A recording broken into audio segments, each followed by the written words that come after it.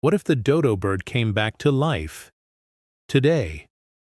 A flightless, fearless bird that vanished centuries ago, remembered only as a symbol of extinction.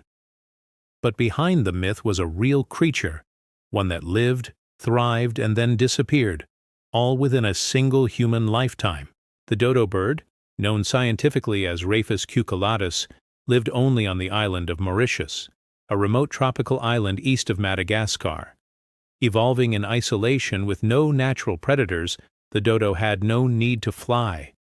Over generations its wings shrank, and its body grew round and strong.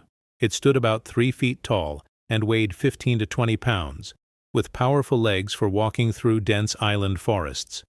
Its curved beak helped it crack open fruit, dig up roots, and survive cyclones and dry seasons.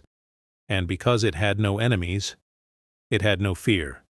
In 1598, Dutch sailors arrived on Mauritius. They were the first humans the dodo had ever encountered. The bird didn't run. It didn't fight. It simply stood there. It became a food source for sailors, easy to catch with no survival instincts against humans. Worse still, the ships brought rats, pigs, and monkeys. These new animals raided dodo nests, eating their eggs and destroying generations of offspring. The dodo's numbers plummeted, and by the 1680s, less than 100 years after it was discovered, the dodo was gone.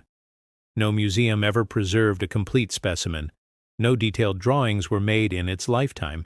Its legacy? A handful of bones and a reputation as a punchline for extinction. For centuries, the dodo was misunderstood, treated as clumsy, stupid, even comical. It became a character in books, cartoons, and jokes. But in truth, the dodo was a product of its environment, perfectly adapted to the world it evolved in. It wasn't dumb, it was unprepared for us, and that makes it one of the most tragic victims of human impact, and one of the most powerful reminders of what we can lose when we don't act in time.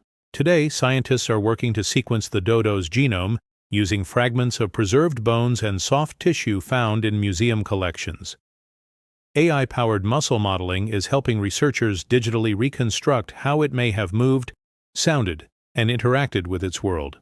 Through science and technology, we are creating a digital resurrection, not just of how the dodo looked, but how it lived.